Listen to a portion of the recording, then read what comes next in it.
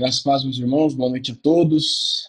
Nós estamos aqui para mais um estudo bíblico no Catecismo Maior de Westminster. Chegamos hoje à pergunta de número 70, iniciando aqui o tópico da justificação. Nós trataremos sobre esse tópico hoje e nas próximas 3 semanas. Então, nós vamos iniciar orando, depois ler a pergunta e a resposta, e também o texto bíblico de Romanos, capítulo 3. Agradecemos, Senhor, pelo dia e o tempo que agora temos de estudo da Tua Palavra. Pedimos que o Senhor nos ajude, nos abençoe nessa tarefa, que compreendamos esta doutrina tão importante na nossa fé, bem como a compreensão do Evangelho e da salvação que recebemos do alto céu. Ajuda-nos em nome de Jesus. Amém. Pergunta de número 70 do Catecismo Maior. O que é a justificação? E assim responderam os teólogos de Westminster. Justificação é um ato da livre graça de Deus para com os pecadores, no qual ele os perdoa, os aceita e considera justos diante dele, não por qualquer coisa neles operada, nem por eles feita, mas unicamente pela perfeita obediência e plena satisfação de Cristo a eles imputadas por Deus e recebidas só pela fé. Até aqui. O Catecismo Maior, tem mais um slide depois, mas ele não faz parte dessa pergunta. E o texto, Romanos 3, versos 21 até 26, o texto bíblico diz assim: Mas agora sem lei se manifestou a justiça de Deus testemunhada pela lei e pelos profetas. Justiça de Deus mediante a fé em Jesus Cristo para todos e sobre todos os que creem, porque não há distinção, pois todos pecaram e carecem da glória de Deus, sendo justificados gratuitamente por sua graça, mediante a redenção que há em Cristo Jesus, a quem Deus propôs no seu sangue como propiciação, mediante a fé, para manifestar a sua justiça, por ter Deus, na sua tolerância, deixado impunes os pecados anteriormente cometidos, tendo em vista a manifestação da sua justiça no tempo presente, para ele mesmo ser justo e o justificador daquele que tem fé em Jesus. Até aqui a leitura da palavra de Deus. Meus irmãos, a, a confissão de fé de Westminster, ela faz uma conexão perfeita entre o tema que nós estudamos na semana passada e o tema que nós iniciaremos hoje e seguiremos nas próximas 4 semanas. Lá no capítulo 11, no primeiro parágrafo, a confissão de fé começa exatamente assim: os que Deus chama eficazmente, também livremente justifica. Neste processo salvífico que se iniciou com a eleição eterna, os crentes são, no tempo e no espaço, como vimos, vocacionados eficazmente pela ação do Espírito Santo, mediante a pregação do Evangelho, a chamada externa. E assim, unidos a Cristo, como temos estudado nas últimas semanas, para usufruir das conquistas de Cristo. Destas conquistas, das quais agora nós compartilhamos, foi isso que nós vimos semana passada, que nós estamos em comunhão com Cristo, nós agora compartilhamos dessas conquistas por estarmos não só unidos, mas em comunhão com Ele, destaca-se a justificação. E nós notamos que a pergunta 70, ela é justamente a definição desta doutrina. Mas a gente pode aqui quebrar essa definição em algumas partes para um melhor proveito do nosso estudo sobre esse tema. Inicialmente, o que é a justificação? O catecismo diz que a justificação é ato, um ato da livre graça de Deus para com os pecadores. A justificação é um ato, essa palavra é importante, ela é um ato, não um processo. Então, justificação na Escritura Sagrada é um termo que tem caráter legal, que tem um caráter jurídico, forense. Significa que Deus promulga uma sentença sobre aquele que é acusado, declarando-o como inocente de sua culpa. Justificação, portanto, é um ato de um justo juiz.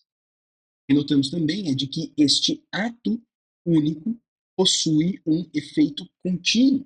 Nós não deixamos jamais de ser justificados, mas tendo sido uma vez justificados, nós gozamos para sempre dos benefícios desta declaração. Nós permanecemos justificados para sempre. Por isso Paulo diz em Romanos capítulo 8, verso 1, agora pois já nenhuma condenação há para os que estão em Cristo Jesus. Então, não há condenação para os que foram declarados assim, porque a lei do Espírito da vida em Cristo Jesus te livrou da lei do pecado e da morte. Depois, lá no verso 33, ele diz assim: quem intentará acusação contra os eleitos de Deus? É Deus quem os justifica.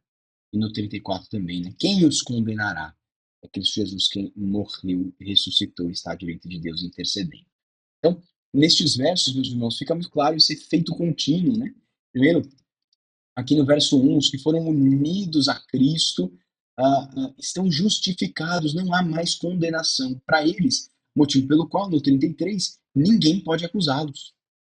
E no verso 2, Paulo declara a pontualidade desta ação, te livrou, a lei do Espírito da vida em Cristo Jesus te livrou da lei do pecado e da morte.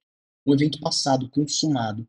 Então, os eleitos são, depois de vocacionados eficazmente, juridicamente declarados justos diante da lei de Deus. O que nos aponta para a realidade passada, ou para a realidade para os que não estão em Cristo. A realidade, segundo descrita no capítulo 3 de Romanos, você vai percebendo que Romanos é essencial para o entendimento da doutrina da justificação, assim também Gálatas e Tiago nos ajudam no entendimento dessa doutrina.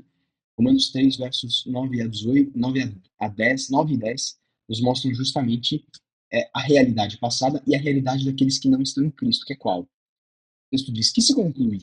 Temos nós qualquer vantagem? Não, de forma nenhuma. Nós já temos demonstrado que todos, tanto judeus como gregos, estão debaixo do pecado.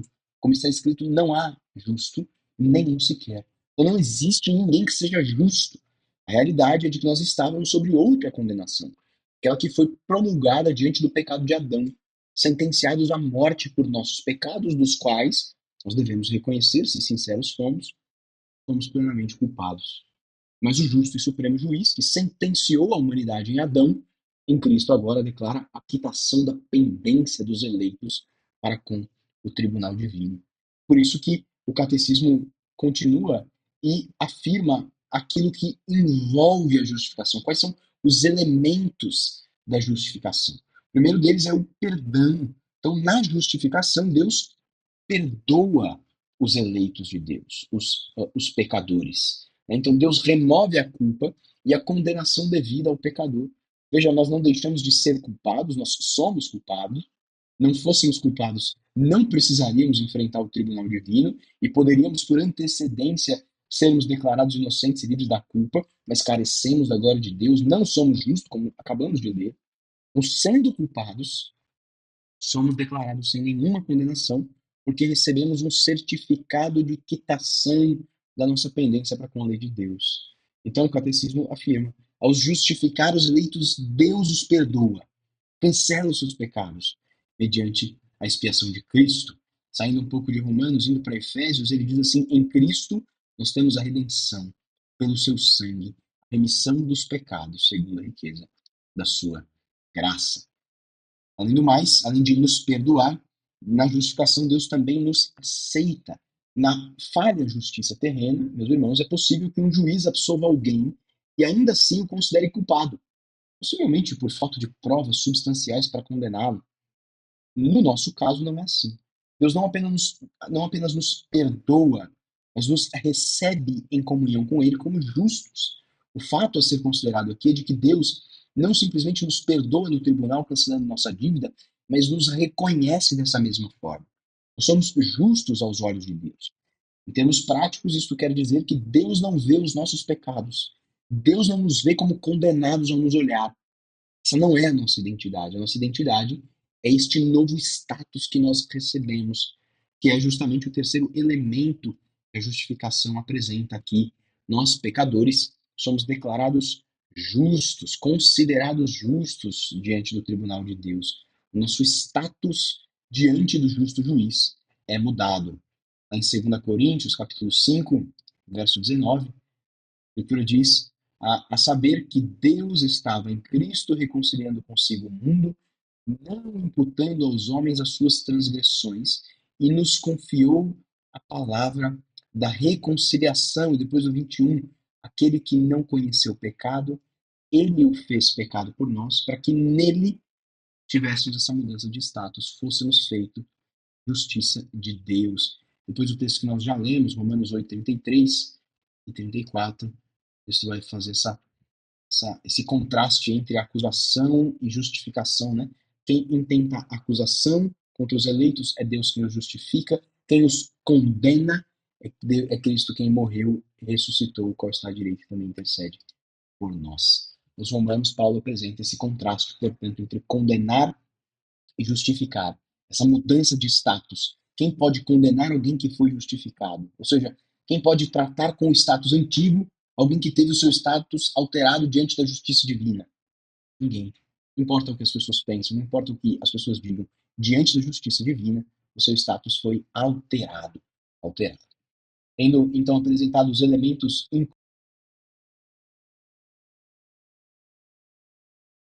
Meu microfone parou de funcionar. Voltou agora, né? Então, tendo apresentado os elementos incluídos no pacote da justificação, o catecismo agora passa a declarar o como. Então, estes irmãos aqui de Westminster fazem isso, deixando claro que não é por qualquer obra ou mérito humano, e nem por algo operado em nós ou feito por nós, mas unicamente pela perfeita obediência, ou seja, pela vida santa de Cristo, pela plena satisfação de Cristo. Então, pela sua morte expiatória, porque ele satisfez a justiça divina. Romanos 5,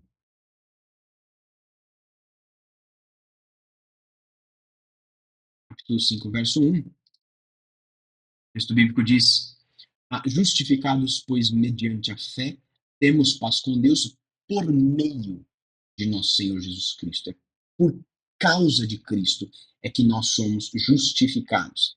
E depois, nos versos 17 e 19, 17 a 19, isso fica mais claro. O texto diz, especialmente lá no verso 19. Deixa eu abrir aqui.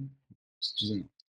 Pela desobediência de um só homem, muitos se tornaram pecadores por meio da obediência, exatamente aquilo que fala, unicamente pela perfeita obediência. Então, pela obediência de um só, muitos se tornarão justos. Então, a pergunta 71, meus irmãos, trará de expor mais detalhadamente este meio pelo qual Deus nos justifica. Mas, de maneira resumida, os irmãos de Westminster deixam claro para nós de que não existe nessa obra nada que nós façamos ou queiramos que seja feito. Não existe nenhuma vontade humana em ser justificado, nem mesmo nada que nós façamos para que Deus nos justifique. Ele o faz livre, graciosamente. Isso se faz necessário por conta das ideias defendidas à época, relacionadas a essa doutrina. Os romanistas, por exemplo, entendiam que a justificação era concedida quando havia a soma da fé com as obras. Quando alguém, portanto, cria e agia da maneira correta, então essa pessoa era justificada. Mas o catecismo deixa claro, não é por alguma coisa operada neles, ou seja, não é pela mudança de caráter que o Espírito operou. Então, nós não somos justificados porque o Espírito nos transformou. É isso que o catecismo está dizendo. É claro que todo crente em Cristo tem uma mudança de caráter, mas isso não é fundamento para justificação. Nós não somos justificados por causa dessa mudança, dessa transformação. E nem mesmo por alguma coisa operada por eles, nem neles, nem por eles. Ou seja, não é por boas obras de qualquer tipo, né? Assim como as obras que os católicos romanos diziam ser base da salvação. O que o catecismo está fazendo, portanto? Está rejeitando, em primeiro lugar, o erro de dizer que nós somos salvos pelo caráter. Nós somos justificados diante do tribunal porque somos bons. E, em segundo lugar, de dizer que, de alguma forma, nós alcançamos isso pela força do nosso próprio braço. Por outro lado, o catecismo afirma que apenas a plena justiça de Cristo, pela qual ele obedeceu ativa e perfeitamente toda a lei de Deus por toda a sua vida, é o fundamento, é a base para que Deus nos aceite, nos considere justos diante, diante dos seus olhos. Isso acontece, e nós veremos na sequência, porque Cristo não apenas morreu por nós, mas viveu por nós uma vida de obediência perfeita diante da lei de Deus. Ele obedeceu perfeitamente à lei de Deus. Por fim, o catecismo nos apresenta o meio pelo qual recebemos a justificação. Qual é o órgão pelo qual nós nos apropriamos dessa bênção espiritual? A justificação é imputada ao pecador por Deus, e o pecador a recebe pela fé. Então, a fé é o meio pela qual recebemos aquilo que Deus nos imputa. A imputação, ou a dupla imputação, é a doutrina que formula a atribuição destes elementos. Então, a Cristo é atribuído os pecados dos eleitos. Aos eleitos é atribuída a justiça perfeita de Cristo. Uma outra forma de reconhecer o que significa imputar seria considerar em termos de um crédito. Então, nós creditamos os nossos pecados sobre Cristo e ele credita em nosso favor a sua justiça. Deus credita a justiça de Cristo em nós. E nós recebemos esta justiça, essa justificação pela fé somente, só pela fé. É, portanto, não é a base para a justificação, não é porque cremos que recebemos a justificação, mas é o meio pela qual nós nos apropriamos dessa justificação. A fé é simplesmente o órgão pela qual nós a recebemos, como a boca, que é o órgão pela qual nós recebemos ou nos apropriamos do alimento. A fé é o órgão pelo qual recebemos a justificação. Ainda por conta do pensamento romano, o catecismo destaca que a fé é o meio de apropriação da justificação e somente a fé serve para isso. Não recebemos justificação mediante boas obras, mas tão somente pela fé em Cristo Jesus. Para a gente terminar, um resumo, né, dessa doutrina tão densa. Né? A justificação, meus irmãos, é o grande ato forense pela qual Deus, em sua livre graça, declara justos aqueles que, por si mesmos, são pecadores condenados. Esse ato não transforma a pessoa injusta no seu caráter. Isso é a obra da santificação. Mas este ato declara alguém justo diante do tribunal divino. A base para isso não está no pecador, mas em Cristo.